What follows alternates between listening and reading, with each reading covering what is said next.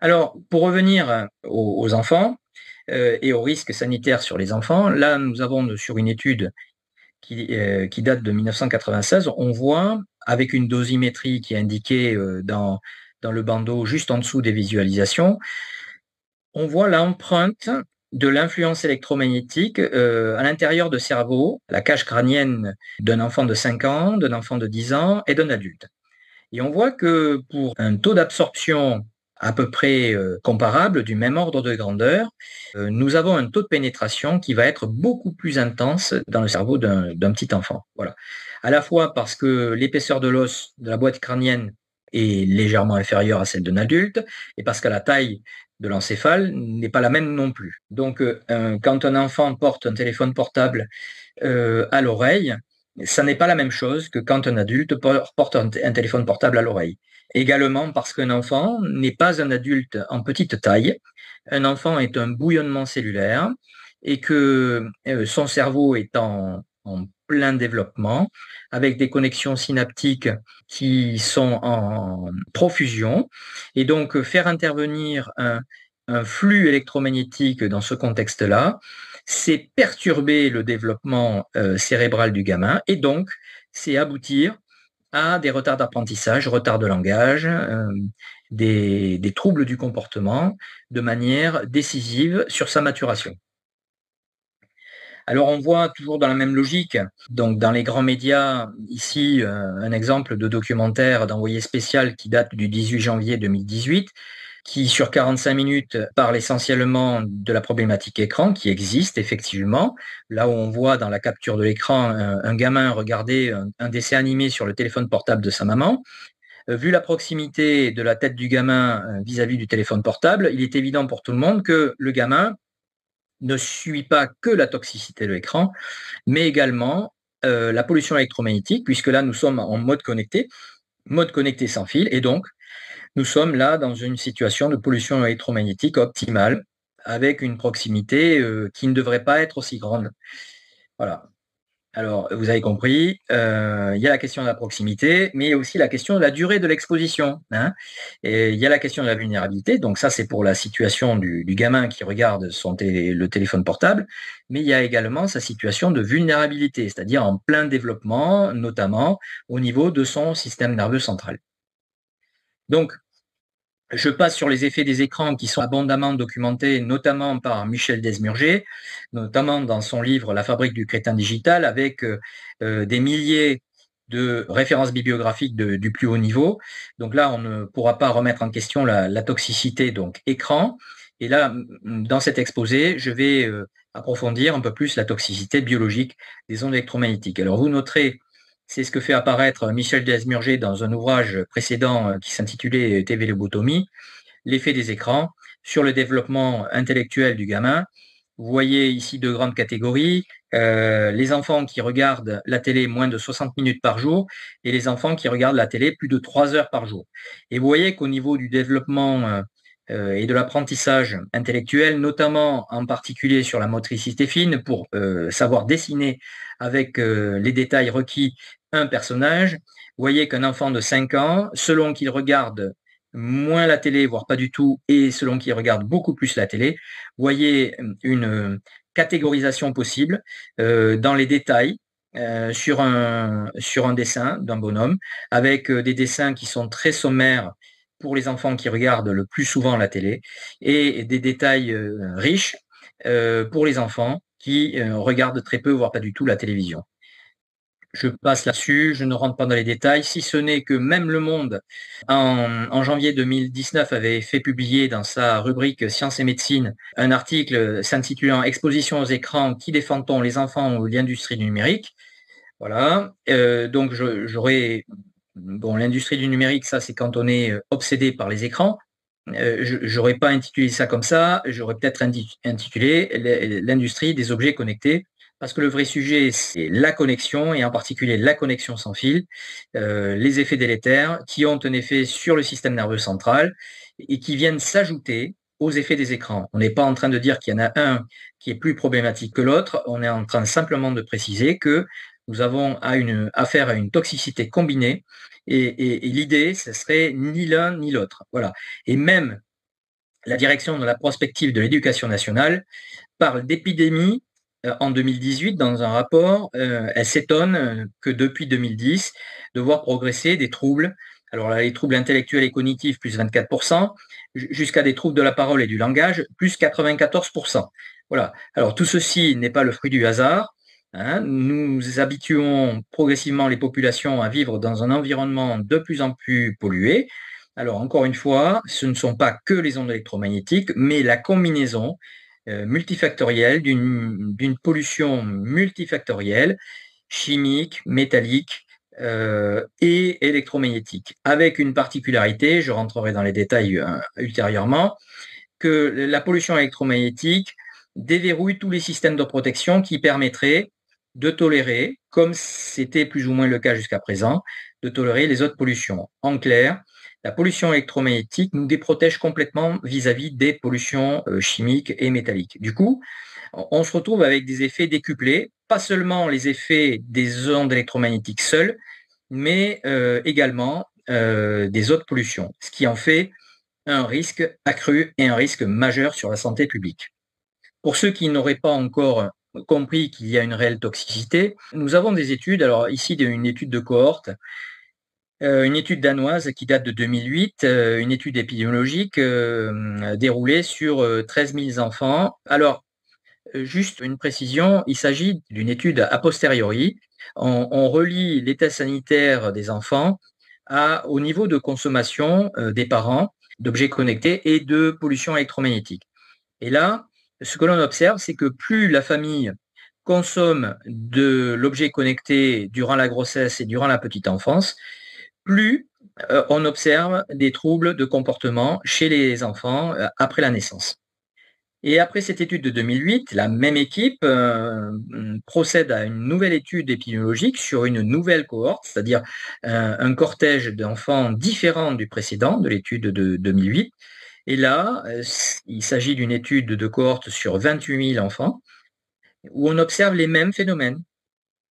Donc confirmation de l'effet pathogène d'une exposition in utero et dans la petite enfance vis-à-vis de tout ce brouillard électromagnétique lié à la consommation de connexions sans fil.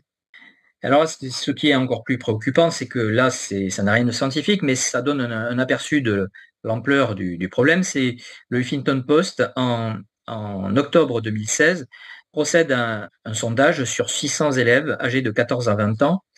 Et conclusion de l'enquête, 75% des adolescents interrogés reconnaissent dormir avec le téléphone portable allumé. J'en connais même qui dorment avec le téléphone portable allumé sous l'oreiller et la tête posée à même pas 5 cm du téléphone portable allumé. Là, autant dire que ce n'est pas se donner les meilleures chances pour progresser dans la vie et de meilleures chances d'ailleurs en termes de capital santé. Ça a des effets sensibles, notoires.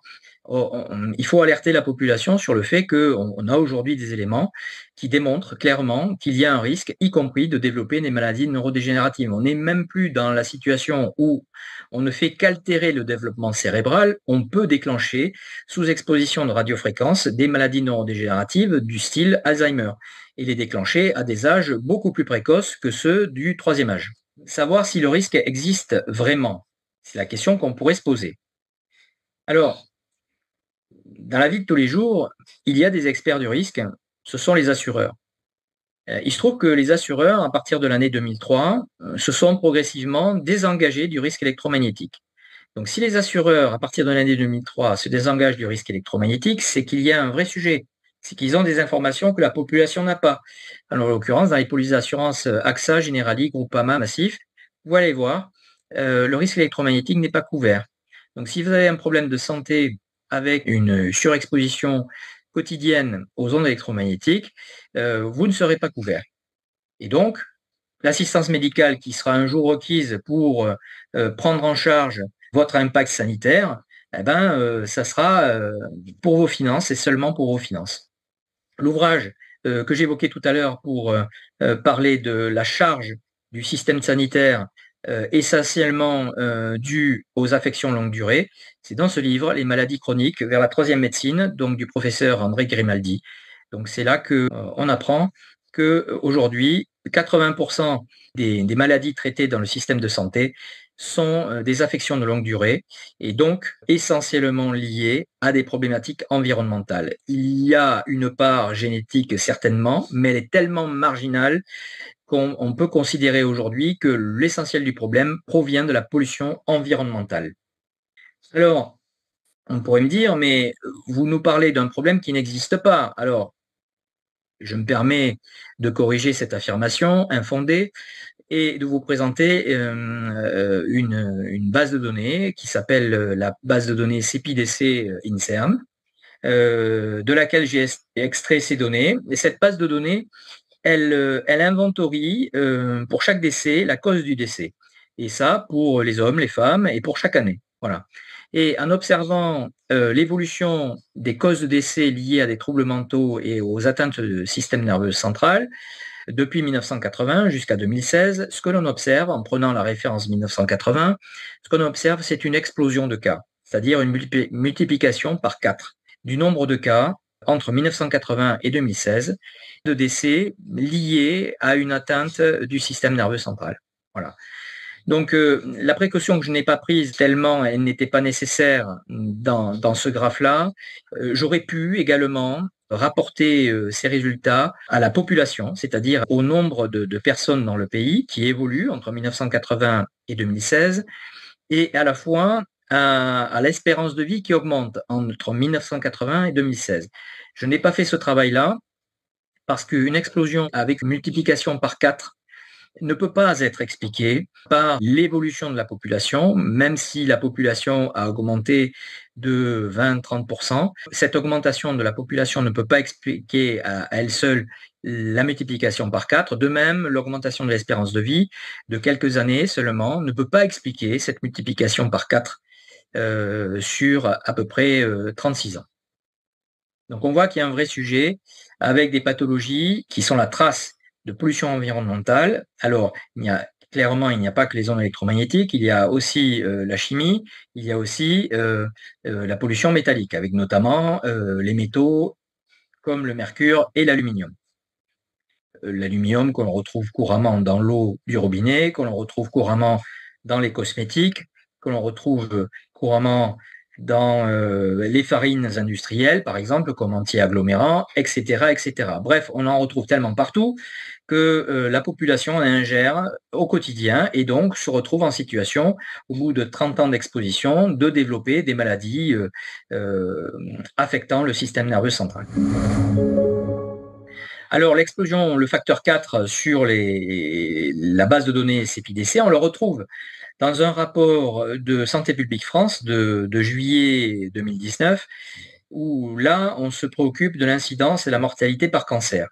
Il y a à page 318 de ce rapport un tableau qui résume l'évolution des glioblastomes. Glioblastomes sont des tumeurs hypervirulentes qui sont au niveau du cerveau et que l'on voit évoluer avec un facteur 4. Hein, comme pour la base de données CEPIDC, on les voit évoluer sur en gros une trentaine d'années, donc tant chez les hommes que chez les femmes. Le rapport de Santé publique France écrit explicitement, là c'est la mention en rouge, les dernières études épidémiologiques et les expérimentations animales seraient en faveur du rôle carcinogène des expositions aux champs électromagnétiques. Et là, on fait référence au rapport du CIRC, du Centre international de recherche contre le cancer, de 2011, qui avait permis la catégorisation 2B par l'OMS des radiofréquences. Donc ça, c'est petit rappel à M. Bernard Accoyer qui a essayé de faire croire qu'aucune académie scientifique n'avait établi le risque sanitaire autour des radiofréquences. Voilà. Alors, cette alerte a été lancée par une association également qui s'appelle Alert from Gate, présidée par Marc Arasi, qui pointe justement ce facteur 4 là, sur l'incidence des glioblastomes, ce qui est assez préoccupant, et évidemment, glioblastomes qui ont toujours le mauvais goût de se situer, de se localiser, toujours du côté où la personne utilise son téléphone portable au quotidien. Puisqu'il ne nous a pas échappé que nous sommes assez mal formés, puisque notre cerveau est situé pile entre les deux oreilles. Donc quand on met le téléphone à l'oreille, forcément on le met à proximité du cerveau. Il eût été plus facile d'avoir le cerveau au niveau des talons. Mais malheureusement, la nature nous a constitués ainsi, donc il faut en tirer les conclusions et éviter d'utiliser des téléphones portables avec des toxicités avérées de manière inconsidérée. J'aimerais introduire la notion d'électro-hypersensibilité parce que il faudrait surtout éviter de faire croire aux gens que le risque électromagnétique se résumerait à un risque cancer. C'est un risque spectaculaire, le risque cancer, mais ce n'est pas le seul risque auxquels sont exposés les gens. Parmi les risques, il y a l'électro-hypersensibilité qui est un syndrome d'intolérance marqué qui présente différents inconvénients. Le premier inconvénient, c'est que le corps médical n'est pas formé à son diagnostic, alors qu'un diagnostic est disponible aujourd'hui, il est possible. Il est peut-être pas parfait, mais en tout cas, il a le mérite d'exister. Il a été documenté par l'équipe du professeur Belpomme. Il suffirait donc de le mettre en œuvre de manière généralisée et en tout cas de former correctement les médecins. L'ensemble du corps médical a déroulé ce diagnostic, voire même à l'améliorer, de manière à pouvoir identifier quelles seraient les personnes sujettes à l'électro-hypersensibilité. J'éviterai d'employer le raccourci, l'abus de langage d'électrosensibilité, parce que là j'ai une mauvaise nouvelle.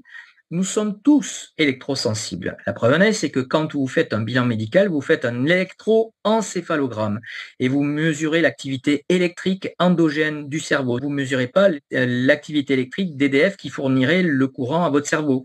C'est votre activité électrique propre. Donc, première démonstration que nous sommes tous électrosensibles. Pareil, quand vous voulez mesurer l'activité cardiaque, vous faites un électrocardiogramme. Et là, c'est pareil, vous faites une mesure de l'activité électrique endogène de votre myocarde. Donc, là, c'est pareil, c'est la démonstration que nous sommes bien tous électrosensibles. Et l'objectif là, c'est d'essayer de ne pas devenir électro-hypersensible, parce que cumulant le désagrément de l'ignorance du corps médical sur le sujet, donc, si le corps médical est ignorant, vous êtes condamné à subir un nomadisme médical parce que le premier, le deuxième, le 10e examen médical ne vous donnera aucune réponse satisfaisante sur comment procéder, qu'est-ce que vous avez dans vos maux divers et variés. Et donc, c'est ça qui vous fait rentrer de plus en plus profondément dans l'électro-hypersensibilité parce que tant que vous n'avez pas identifié la cause racine, vous n'êtes pas en capacité de vous en soustraire. Voilà. Et donc, comme nous sommes tous électrosensibles, nous sommes tous potentiellement des candidats à devenir électro-hypersensibles si nous ne veillons pas à nous protéger d'une pollution électromagnétique de plus en plus envahissante. Alors, ça, c'est ce que je viens d'expliquer. Donc, électroencéphalogramme, électrocardiogramme, les électrocutions, évidemment, hein, qui démontrent que nous sommes tous bien électrosensibles. Et la définition scientifique apportée par un scientifique de renom, Olle Johansson, suédois, qui nous parle d'électrosensibilité comme un état de handicap fonctionnel lié à un environnement rendu artificiellement inaccessible. Il y a un débat, un pseudo-débat entre ceux qui essaient de caractériser l'électro-hypersensibilité comme une maladie, une pathologie, et ceux qui essaient de caractériser l'électro-hypersensibilité comme un handicap. Alors ici, je ne vous cache pas que la position de Robin des Toits, c'est la position de handicap, pour la bonne et simple raison qu'il ne s'agit pas d'une situation endogène. Le corps réagit face à une agression de l'environnement, face à une toxicité de l'environnement, face à un empoisonnement environnemental. Donc, il ne s'agit pas d'une maladie, il s'agit explicitement d'un handicap parce que l'environnement est devenu tellement toxique pour la personne sujette à l'intolérance électromagnétique qu'elle est obligée de s'y soustraire. Voilà. Et tant que nous aurons un environnement pollué de manière électromagnétique, les personnes auront des troubles avec un tableau clinique que je vais détailler un peu plus loin. Le syndrome d'intolérance au champ électromagnétique, nous avons 3 phases. 2 phases réversibles et une 3e phase non réversible sur laquelle on pourrait éventuellement discuter du caractère maladie ou pas maladie. Mais avant d'aborder cette phase-là, si nous avions un corps médical correctement formé sur ces diagnostics, correctement informés sur la nature des risques et sur comment s'en protéger, nous n'aurions pas des développements en phase 3 et nous n'aurions à observer que les phases inaugurales avec des processus réversibles comme des céphalées, des acouphènes, des hyperacousies. Hyperacousie, c'est une intolérance à un bruit même anodin, du style une porte qui claque, voilà, des troubles de sensibilité superficielle ou profonde, déficit d'attention, perte de concentration immédiate. Vous avez là un tableau clinique que bon nombre de personnes observent, notamment chez nos ados. Et donc là, sont typiquement les symptômes du début d'une électro-hypersensibilité. Donc il s'agit de clairement les identifier et de faire prendre conscience à l'adolescent que là, il est dans l'engrenage d'un processus qui ne pourra pas s'améliorer s'il ne se soustrait pas à la pollution électromagnétique. Et Dieu sait que entre son téléphone mobile, puis les réseaux sans fil de l'établissement scolaire dans lequel il est, effectivement, là, il y a une problématique de fond. Mais là, ça suppose que l'État prenne conscience des enjeux et arrête de déployer sans discernement des technologies, toujours en confondant l'accès au numérique et la solution technique pour accéder au numérique. Donc, dans l'éducation nationale, c'est le sport en ce moment. On dote les établissements de connexions sans fil, alors que jusqu'à preuve du contraire, les établissements ne se déplacent pas, ils ne sont pas mobiles, et que dans certains cas, même les établissements sont déjà câblés en filaire, et que donc il n'y a aucune raison de doter ces établissements de bornes Wi-Fi pour polluer le développement du système nerveux central de nos enfants, de nos adolescents. Voilà. Donc la phase inaugurale d'une phase complètement réversible dès lors qu'on identifie sa cause racine.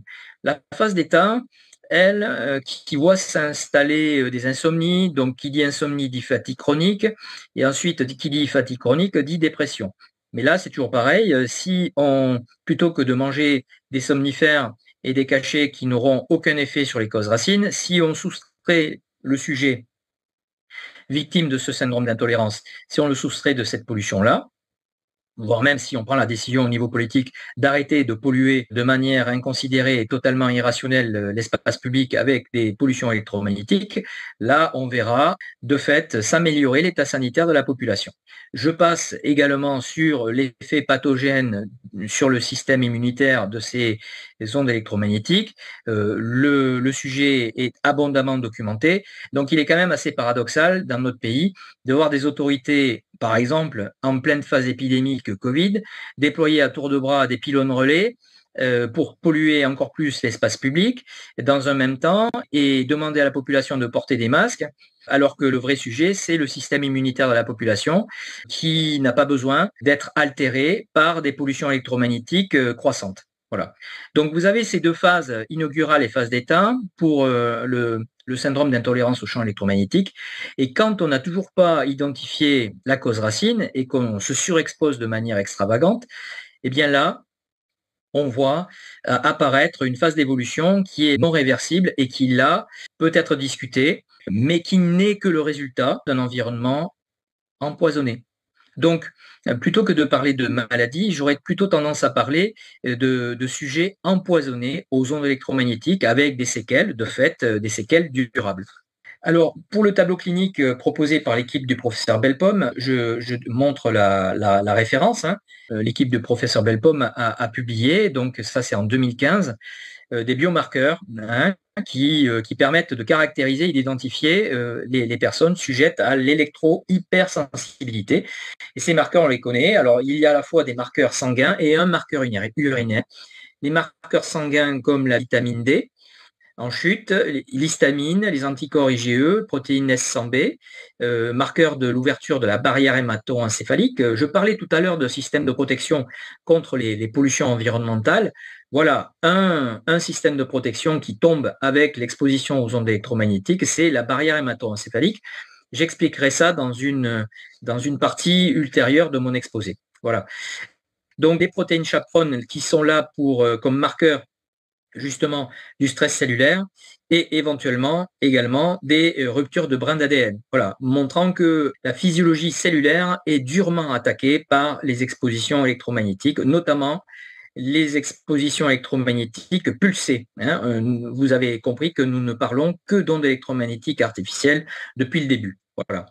Et donc, ceux-ci sont des marqueurs sanguins. Donc, quand on les voit évoluer à la hausse ou à la baisse, selon les marqueurs, vous voyez que là, de fait, c'est pas bon signe. Et dans le tableau clinique, vous voyez que les personnes qui cumulent tout ou partie de ces marqueurs-là sont des candidats à retenir pour l'électrohypersensibilité, en tout cas des personnes auxquelles il faut absolument conseiller le sevrage par rapport à la pollution électromagnétique ambiante. Voilà. Également un marqueur urinaire qui est la mélatonine. Donc ça, c'est le symptôme du rythme circadien, hein, le rythme du sommeil qui est altéré, et en particulier le sommeil paradoxal qui est tellement impacté, le sommeil n'en devient plus assez réparateur. Et donc là, on rentre dans une spirale qui peut même conduire au développement de maladies neurodégénératives, puisque la mélatonine est une hormone qui permet accessoirement de se protéger contre la maladie d'Alzheimer.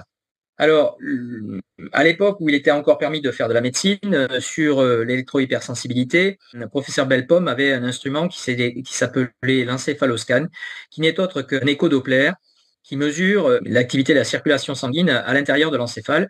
Alors là, ici, le cerveau, on le voit coupé de face, avec l'hémisphère droit et l'hémisphère gauche, avec la lettre D pour droit et G pour gauche. Donc c'est inversé par rapport à l'écran. Et ce que l'on voit, c'est la problématique électrohypersensibilité, elle intervient surtout au niveau du système limbique, c'est-à-dire au niveau de la zone centrale du cerveau, ce qu'on appelle communément le cerveau reptilien, et qui est à la manœuvre pour piloter toutes les fonctions automatiques du cerveau, comme la respiration, comme le rythme du sommeil. Et donc, quand cette partie-là du cerveau est sous-irriguée, c'est-à-dire sous-oxygénée, du coup, elle se retrouve moins fournie en énergie. Et donc là, la visu centrale nous montre une activité cérébrale irriguée normalement, avec un sujet correctement oxygéné. Et en dessous, sur la coupe transversale là, du cerveau inférieur, nous avons le cas d'un sujet qui est sous-oxygéné, notamment au niveau du système limbique. Et du coup, ça déclenche tout un tas de dysfonctionnements qui alimentent le tableau clinique des électro-hypersensibles. La démarche scientifique de l'équipe du professeur Belpomme a été longuement et profondément critiquée par une caste scientifique. J'aimerais, et j'attends encore avec impatience, voir les contributions scientifiques pour améliorer la démarche scientifique de l'équipe du professeur Belpomme et nous proposer un diagnostic fiable et irréprochable au niveau scientifique sur l'électrohypersensibilité. Pour l'instant, j'attends encore, et je ne suis pas le seul à attendre encore. Toute la population électro-hypersensible attend de pouvoir être correctement diagnostiquée sur le plan national, sans avoir à courir auprès de praticiens confidentiels par le bouche à oreille. Il serait bon et sain que le système de santé propose à l'ensemble de la population des médecins qui soient correctement formés sur ce diagnostic, de manière à pouvoir identifier au plus tôt ce syndrome, de manière à proposer des solutions autres que chimiques et autres que psychiatriques. Parce que le problème de fond, c'est qu'aujourd'hui, les gens qui sont électro-hypersensibles, non contents de subir une exclusion sociale non souhaitée, sont en plus soumis à des examens psychiatriques qui ne régleront jamais leurs problèmes, puisque leurs sujets, leurs préoccupations et leurs maux ne sont pas psychiatriques, ils sont liés à un environnement empoisonné par les ondes électromagnétiques. Alors, une fabrique du doute, on pourrait se poser la question, et maintenant je vais rentrer dans les détails, et vous allez découvrir qu'en fait, oui, nous sommes en pleine situation de révisionnisme scientifique. Ce ne sera pas la première fois, et malheureusement pas la dernière fois, où on découvre qu'en fait l'état des connaissances il y a 50 ou 60 ans était beaucoup plus partagé et développé qu'il ne semble l'être aujourd'hui, avec des remises en question aujourd'hui qui étaient pourtant admises, communément admises, il y a 50 ans ou 60 ans. Alors commençons par une étude. Ici, un rapport russe publié en 1970 par l'Académie des sciences de Saint-Pétersbourg et traduit par la NASA en 1972. Dans ce rapport de 228 pages, doté de 520 références scientifiques, on nous parle des effets biologiques attribués aux micro-ondes et aux rayonnements de radiofréquences de basse intensité. Donc dans ce rapport, la question n'est pas de savoir d'où viennent les mots, la question est clairement d'inventorier les tableaux cliniques induits par les expositions aux radiofréquences, y compris de basse intensité. Voilà.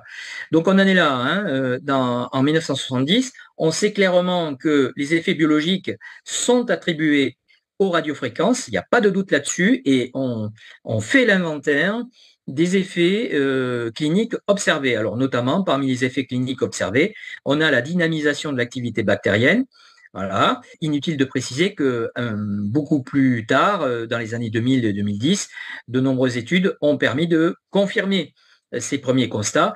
Et on peut s'interroger d'ailleurs de la multiplication, du déploiement de ces technologies exposant la population aux radiofréquences, dans un contexte où, dans le même temps, on observe de plus en plus d'antibiorésistance chez cette même population. Voilà. Donc, à noter que la dynamisation de l'activité bactérienne est connue depuis les années 70. L'impact sur la qualité du transit intestinal aussi, réduction des sécrétions gastriques, ralentissement du transit intestinal, ça a pour effet de faire produire à notre système digestif de plus en plus de déchets, puisqu'on favorise la fermentation du chyme dans l'intestin et donc l'assimilation de toxines, alors qu'on devrait plutôt favoriser un transit intestinal le plus rapide possible, de manière à permettre l'assimilation des nutriments, mais éviter la phase de dégradation, la phase de fermentation qui, là, ferait ingérer à l'organisme des toxines. Voilà. Donc, nous conduirait à un empoisonnement long terme de l'intérieur. Également, dans ce rapport de 1970, les perturbations profondes du système nerveux central, nous y voilà. Donc rien de nouveau sous le soleil. Hein. Ce que l'on observe dans la base CEPIDC de l'INSERM sur 40 ans d'analyse, eh bien, c'est connu depuis les années 70 où on sait que exposition en radiofréquence, même de basse intensité, va induire des perturbations profondes sur le système nerveux central. Et à l'époque, le traitement recommandé, c'était le sevrage. J'ai une mauvaise nouvelle. Pour aujourd'hui, ça n'a pas été amélioré, c'est également le sevrage. Donc l'évitement de la pollution. Et comme je le disais précédemment, il s'agit de faire mieux que d'éviter la pollution électromagnétique, il s'agirait davantage d'éviter de polluer, d'éviter de déployer des technologies sans se préoccuper de la limitation en termes de pollution électromagnétique. Donc, on quitte le monde russe, on vient sur la Navy, toujours aux États-Unis, donc en 1972.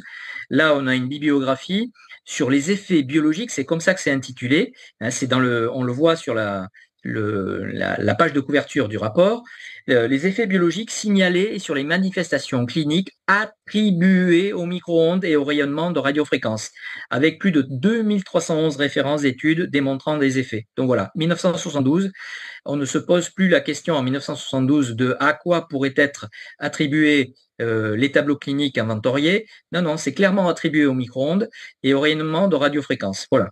Il n'y a que dès lors qu'on a des enjeux commerciaux de la radiotéléphonie qu'on fait semblant de ne plus savoir ce qui était admis 50 ans plus tôt. Donc là, 1973, une étude soviétique, 143 pages, 128 références sur des rongeurs qui développent sur plusieurs mois une vaste neurodégénérescence à la suite d'une exposition à des micro-ondes de faible intensité. Donc là, pareil, hein, dans ce rapport, vous avez la dosimétrie, qui montre clairement qu'on a un vrai sujet. Hein. On observe dans ce rapport, c'est documenté, des impacts sur de nombreuses régions du cerveau, y compris sur le cortex cérébral et l'hippocampe, similaires, donc ces impacts similaires à ceux observés pour la maladie d'Alzheimer. Voilà. Et dans ce rapport, il est clairement dit que la neurodégénérescence provoquée par les champs électromagnétiques ressemble à la neurodégénérescence humaine, à ce qu'elle présente des niveaux élevés de cellules cérébrales mortes et des modifications de la structure des synapses du cerveau, ainsi qu'une perte massive de connexions synaptiques. Donc ça a même été confirmé dans une étude de Martin Pall, que je présenterai si j'en ai le temps, beaucoup plus récente, hein, qui date de 2022. Voilà, où on voit sur une méta-analyse sur 18 études le lien explicite entre maladie neurodégénérative et le déclencheur radiofréquence. Voilà. Je rentrerai un peu plus dans le détail. L'axe de la recherche là porte sur les niveaux de concentration excessifs en ion calcium dans les cellules. Voilà. La neurotoxicité identifiée est liée à la surconcentration en ion calcium. On le verra plus tard, c'est confirmé plus tard. Mais tout ceci pour dire que nul besoin d'attendre les années 2020 pour découvrir le niveau de toxicité des radiofréquences sur la physiologie des mammifères. Donc là, pareil, l'OMS, à une époque où l'OMS était financée à 80% par les États et 20% par le privé, aujourd'hui c'est plutôt l'inverse. Donc à une époque où il n'y avait pas d'enjeux de radiotéléphonie, d'enjeux commerciaux, et donc l'OMS alertait en 1981 sur le risque d'entrer sous peu dans une ère de pollution énergétique comparable à celle de la pollution chimique. Quand il parle de pollution énergétique, il parle évidemment de la pollution électromagnétique. Donc à cette époque-là, il n'y avait pas de doute sur l'effet toxique de la pollution électromagnétique sur la santé publique. Pareil, en 1981, une méta-analyse de la NASA sur 1000 sources scientifiques fait un inventaire. Alors là, j'ai l'inventaire tapé à la machine sur les maux de tête, les atteintes au système nerveux central, la dépression, etc. Donc la fatigue chronique, et puis épuisement du système nerveux, douleurs musculaires, même cancer, donc clairement attribué aux ondes électromagnétiques. Voilà, ça c'était en 1981, à une époque où il n'y avait pas d'enjeu commercial autour de la radiotéléphonie. Les scientifiques livraient, brut de décoffrage, leurs constatations factuelles. Également, donc là, on est au milieu des années 90, l'INRS, l'Institut national de recherche et de sécurité, publiait un guide à l'usage du médecin du travail et du préventeur, donc sur les effets sanitaires documentés des champs électriques, champs magnétiques, ondes électromagnétiques. Voilà. Donc, on aimerait que le corps médical soit aussi bien informé que dans les années antérieures aux années 90, les années antérieures aux déploiements commerciaux de la téléphonie mobile. On aimerait. Voilà. Donc, j'aimerais donc attirer votre attention sur un aspect, c'est une fois qu'on a bien compris que la connaissance de la toxicité sur les ondes électromagnétiques était acquise il y a plus de 50 ans, qu'aujourd'hui nous sommes plutôt dans une phase d'enfumage, une phase de fabrique du doute comparable à celle qu'on observait avec le scandale du tabac. Maintenant, on va s'intéresser au caractère multifactoriel d'une pollution de notre environnement, pollution endémique, puisque aujourd'hui il est compliqué de se trouver dans une situation, dans un lieu qui serait sans polluants, à la fois chimiques, à la fois métalliques et à la fois électromagnétiques. Donc dans ce contexte-là, il se trouve que notre réglementation est seulement basée sur des seuils d'intensité, ce qui fait que cette réglementation se trouve très partielle, très parcellaire, très incomplète et en définitive n'a pas la capacité intrinsèque de pouvoir de pouvoir protéger la population. Une réglementation aussi biaisée, aussi parcellaire ne peut pas être considérée comme protectrice. Ça, faut se le sortir de la tête, parce que en termes de toxicité de polluants, le seul seuil d'intensité ne permet en rien de traduire la réelle toxicité environnementale. Voilà. Donc, je vais introduire quelques notions d'épigénétique et notamment de lecture du génome, c'est-à-dire l'épigénétique, c'est la génétique influencée par l'environnement. Voilà. Alors, je vais être très, très synthétique sur cet aspect-là, qui est vraiment très complexe, mais au moins pour attirer votre attention sur le fait que notre patrimoine génétique ne fige pas notre état de santé de manière définitive. Il y a un facteur environnemental qui permet de moduler la lecture de ce génome. Voilà. Et c'est là-dessus que j'aimerais insister aujourd'hui. Donc, ce qu'il faut retenir, c'est que le génome humain est constitué de 22 500 gènes et que 93% de ce génome est non codant. C'est-à-dire, quand on dit il ne code pas, c'est-à-dire qu'il ne permet pas la production de protéines. Voilà. Seulement 7% de ce génome semble actif. Donc ça laisse une marge de manœuvre colossale en termes de pollution environnementale qui pourrait ou pas, selon les situations d'exposition à un polluant ou à un autre, venir permettre la lecture du génome qui est non codant dans une situation normale et qui se trouve propulsé à une situation de lecture en capacité de produire des protéines que normalement il ne devrait pas produire. Voilà. Alors, pour prendre des exemples d'épigénétique, d'influence de l'environnement sur le génome, je vais prendre celui des plantes et en particulier des arbres feuillus. Quand vous observez sur la végétation dans une forêt, par exemple, l'arbre change d'aspect entre l'hiver et le printemps, l'été et puis l'automne. Voilà.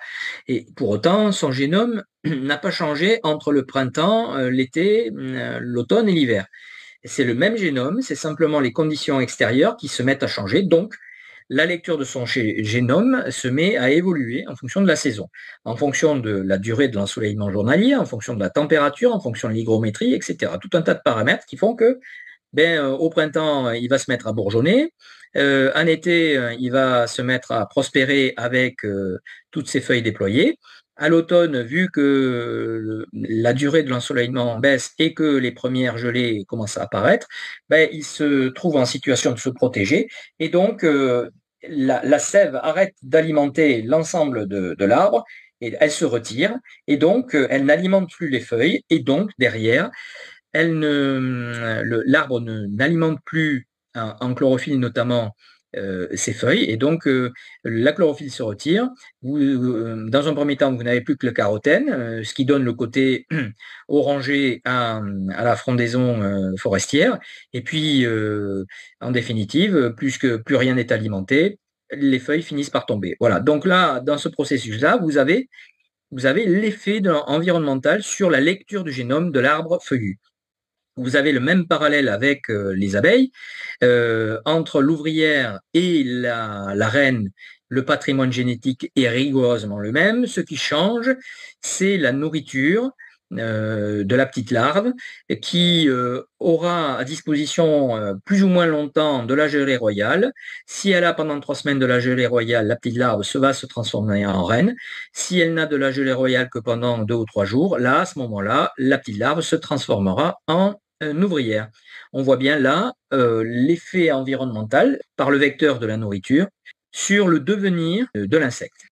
Et là, on voit dans cette étude un exemple sur des cellules de glandes salivaires exposées à des basses fréquences. Donc, on a eu un changement mesurable dans la synthèse des protéines hors effet thermique. Donc, clairement, il ne s'agit pas d'un effet thermique, il s'agit d'un effet vraiment uniquement au niveau des fréquences.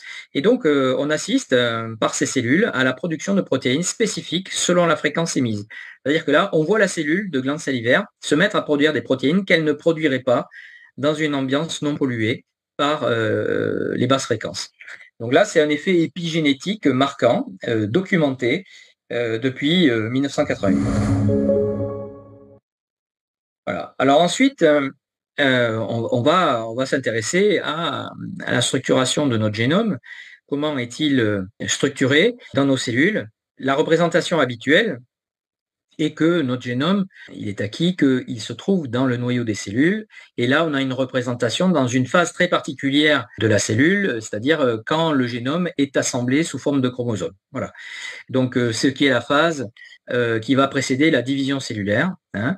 Et donc, mais c'est une phase qui est très, très intéressante parce que c'est celle qui va concerner nos enfants, à la fois l'embryon, le fœtus et l'enfant, jusqu'à l'adolescence, où là, on a un sujet qui est un bouillonnement de multiplication cellulaire, donc avec des phases comparables à celle-ci, où vous avez l'ADN qui se retrouve empilé dans les chromosomes, et donc avec la situation, tantôt il se déroule pour permettre la production de protéines, et tantôt il s'enroule autour d'enrouleurs qu'on appelle des protéines spécifiques là, qui se nomment des histones, qui permettent d'enrouler de manière assez compactée. Alors, on voit bien les histones là, qui enroulent de manière assez compactée l'ADN de manière cohérente jusqu'à l'empiler dans le chromosome. Ça, c'est dans une phase très particulière de l'état cellulaire qui précède la division cellulaire et la multiplication cellulaire. Dans cette phase-là, on voit bien que l'ADN est enroulé 2 fois autour des protéines histones. Ce qui m'amène à faire le parallèle. Attention, on a constitution de petites bobines. Je vous rappelle que l'ADN est une structure qui conduit l'électricité puisque les électrons peuvent se déplacer le long du brin d'ADN. On le voit ici le long de la double hélice. Vous avez les électrons qui se déplacent de part et d'autre des nucléotides à une vitesse de 3 mètres par seconde. Donc s'ils peuvent se déplacer, ça veut donc dire que notre chaîne ADN peut faire antenne. Ça, c'est documenté, hein. On parle même d'ADN antenne fractale. Et donc là, on a cette structuration enroulée autour des histones sous forme de bobines. Et là, moi, je fais le parallèle avec l'utilisation là de puces RFID. Donc, au milieu, la puce, et puis autour de la puce, vous avez l'antenne enroulée. Donc, on voit bien que même si l'échelle, évidemment, l'échelle de grandeur n'est pas du tout la même, hein, sur l'enroulement au niveau ADN, là, on parle de micromètres comme échelle caractéristique. Néanmoins, il est à noter qu'on a cet enroulement qui permet, du coup, de fait, à la structure d'ADN d'être particulièrement sensible à l'ambiance électromagnétique, d'être particulièrement réceptrice de l'ambiance électromagnétique. Donc là, il y aurait des études à mener sur qui émet quoi et qui reçoit quoi, quelle est la forme de susceptibilité de l'ADN structurée dans les chromosomes. Est-ce qu'il n'y aurait pas un facteur rendant l'ADN encore plus sensible parce qu'il est enroulé en bobine dans le chromosome? Voilà, ça fait partie des études qu'il resterait à mener sur ce sujet-là. En tout cas, c'est préoccupant parce que ce mode d'enroulement rend de fait l'ADN encore plus susceptible d'être sensible à la pollution électromagnétique ambiante, que ce soit basse fréquence ou haute fréquence. Alors on voit bien que dès lors que l'ADN est enroulé, ici sur cette visualisation, le gène n'est pas codant, le gène est inactif. En revanche, quand se trouve déroulé entre deux histones, là, le gène est codant, il peut être actif et lu. Et lu comment? Avec des enzymes qui coupent les liaisons hydrogènes des deux brins d'ADN pour venir copier avec une forme de photocopieuse qu'on appelle l'ARN de transcription, qui vient copier la séquence sur l'original, l'ARN étant une copie, et qui permettra ensuite de produire la protéine, comme on l'a vu dans l'étude précédente, protéine qui peut être influencée par l'environnement. Il y a des protéines qui sont produites dans des situations de pollution environnementale qui ne sont pas produites hors situation de pollution environnementale. C'est ce que j'essaie d'expliquer à travers ce petit résumé d'épigénétique. Là, la publication de Martin Blank et de Reba Goodman qui s'intitule L'ADN est une antenne fractale dans les champs électromagnétiques. On voit bien que ça s'est documenté, on voit bien il est documenté, il est expliqué dans cette publication qu'on a affaire à une conduction par le brin d'ADN, une conduction des électrons. La vitesse est évaluée à 3 mètres par seconde, donc autant dire un brin d'ADN, s'il est entièrement déroulé, il fait 2 mètres de long. Donc en 1 seconde et demie, le brin complet peut être parcouru. Voilà. Donc, il y a une tendance capacitaire, c'est-à-dire avec des différences de potentiel entre les brins. Donc, il y a un phénomène électromagnétique au niveau microcellulaire hein, qui peut être clairement envisagé avec des perturbations. Donc, il faut bien comprendre que nous sommes tous des organismes mus par des activités électriques, donc avec des différences de potentiel, avec des effets capacitaires, comme on le dit là. Et donc, clairement, dans une ambiance électromagnétique extérieure, forcément, ces activités naturelles seront perturbées, pourront être, voire même empêchées. Voilà. Et donc, il faut s'attendre à des effets notables, des effets cliniques observables sur la physiologie des mammifères et des humains en particulier dans une ambiance électromagnétique. Vous voyez ici que le long de la chaîne ADN, la séquence CT-CT, donc les nucléotides CT, répétés 2 fois, permet de déclencher la production de protéines chaperones. Vous vous souvenez que dans le tableau de diagnostic de l'équipe du professeur Belpomme, vous aviez dans les marqueurs sanguins, pour caractériser l'électrohypersensibilité, vous avez l'augmentation de la concentration en protéines chaperones. Et bien ça, c'est lié à la lecture de cette séquence CT-CT sur le brin d'ADN, marqueur de stress cellulaire et parfois de rupture de brin d'ADN. Donc voilà, je vous représente le tableau pour vous remettre en mémoire les périodes de vulnérabilité où vous voyez que là, au moment de cette lecture à profusion du génome, hein, dans les situations de multiplication cellulaire et de production de protéines, tant dans la phase embryonnaire fétale que la petite enfance, c'est pas le meilleur moment de venir perturber ces phases-là qui sont cruciales par des pollutions comme les pollutions électromagnétiques. D'autant que nous ne sommes pas en train de parler de quelque chose de vital. La pollution électromagnétique peut très largement être évitée. Voilà. Alors, évidemment, je ne peux m'empêcher de parler de Paracels, Théophraste Bombast von Hohenheim, qui vivait au XVIe siècle. Ce personnage nous a fait hériter de ses recherches et notamment du principe de seule la dose fait le poison. Ce qui m'inquiète le plus, c'est que dans une société qui se prétend être moderne, nous en sommes encore à promouvoir un principe archaïque qui a été édité au XVIe siècle et qui est aujourd'hui notoirement obsolète du fait de l'environnement multipollué. Alors avec des notions du style dose journalière admissible, de seuil de toxicité, etc., comme si les choses pouvaient se résumer à des frontières. Avant, c'est pas toxique et après, ça le devient. Alors tout ceci, évidemment, est faux et obsolète. Et pourquoi c'est faux et obsolète? Parce que tout simplement, les toxiques modernes sont toujours étudiés de manière isolée, toujours étudié en exposition aiguë, c'est-à-dire en gros, les seuils de toxicité sont déterminés sur le fait que normalement vous mourrez le lendemain matin à 8 heures. Là, ça c'est important, mais si vous mourrez au bout de 10 ans, au bout de 20 ans d'exposition, ça tout le monde s'en moque. Voilà. Donc ça c'est un vrai sujet.